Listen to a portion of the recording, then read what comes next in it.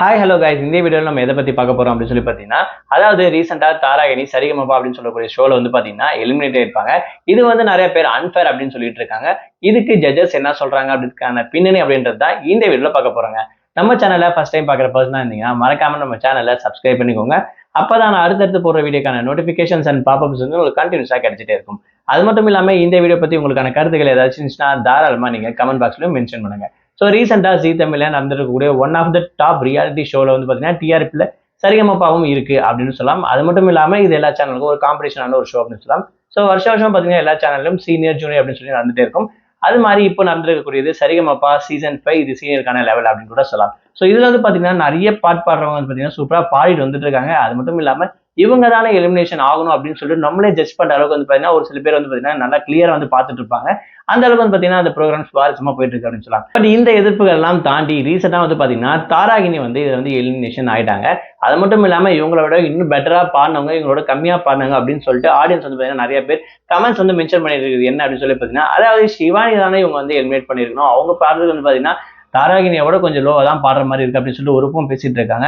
இன்னொரு பக்கம் பாத்தீங்கன்னா இல்ல அருண் கூட பண்ணிருக்கலாம், இவரும் வந்து பாத்தீங்கன்னா அதாவது தாராகினி அளவுக்கு பண்ண கிடையாது. ஸோ இவங்க எல்லாத்தையும் பண்ணாம எதுக்கு தாராகினி வந்து பண்ணாங்க எலிமினேஷன் அப்படின்னு சொல்லிட்டு இந்த மாதிரி நிறைய கமெண்ட்ஸும் நெட்டிசனால பேசப்பட்டு வந்துட்டு இருக்கு அப்படின்னு சொல்லலாம். ஸோ அதை தாண்டி ஜட்ஜஸ் எல்லாம் என்ன சொல்றாங்க அப்படின்னு சொல்லி பாத்தீங்கன்னா, இந்த ஷோ வந்து பாத்தீங்கன்னா இன்னைக்கு ஒரு நாள் நடந்த ரவுண்டை வச்சு மட்டும் யாரும் எலிமினேஷன் பண்ண போறது கிடையாது. குறிப்பா வந்து பாத்தீங்கன்னா இத்தனை நாள் இவங்க டிராவல் பண்ணிட்டு இருக்கக்கூடிய மொத்த ஓவரால் பாயிண்ட்ஸ் ஆகட்டும், இவங்களுடைய சிங்கிங் அந்த ஒரு கெப்பாசிட்டி ஆகட்டும், இது எல்லாமே ஓவராலா கன்சாலிடேட் பண்ணி தான் இந்த எலிமினேஷன் அப்படின்ற விஷயம் வந்து பார்த்தீங்கன்னா நடத்தணும் அப்படின்ற விஷயத்தை வந்து பார்த்தீங்கன்னா ஜட்ஜ் வந்து ஸ்ரீனிவாசன் சார் வந்து பார்த்தீங்கன்னா சொல்லியிருப்பாரு. அது மட்டும் இல்லாமல் ஒவ்வொரு டைமும் யாரையாச்சும் ஒருத்தர் எலிமினேட் பண்ணும்போது எங்களுக்கும் ரொம்பவே கஷ்டமா தான் இருக்கும். பட் இருந்தாலும் இது வந்து ஒரு ரியாலிட்டி ஷோ.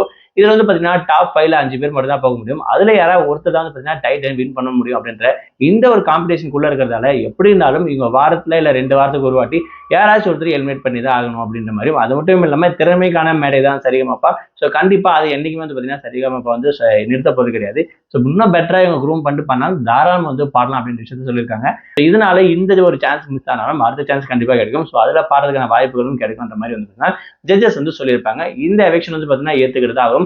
அதே மாதிரி வரப்போற வாகனங்கள் இன்னும் அதிகமாகவும் டஃபா தான் இருக்க போகுது. ஸோ அதுக்கேற்ற மாதிரி பார்ட்டிசிபேட் எல்லாரும் அவங்களோட ஸ்கில்ல வந்து இன்னமும் க்ரூம் பண்ணிக்கணும், டெவலப் பண்ணணும் அப்படின்ற மாதிரி பார்த்தீங்கன்னா ஒரு அப்டேட் கிடைச்சிருக்கு. ஸோ இதை பத்தி நீங்க என்ன நினைக்கிறீங்க? உங்களோட கமெண்ட் என்னன்ற விஷயத்த மறக்காம கமெண்ட் பாக்ஸ்ல மென்ஷன் பண்ணுங்க.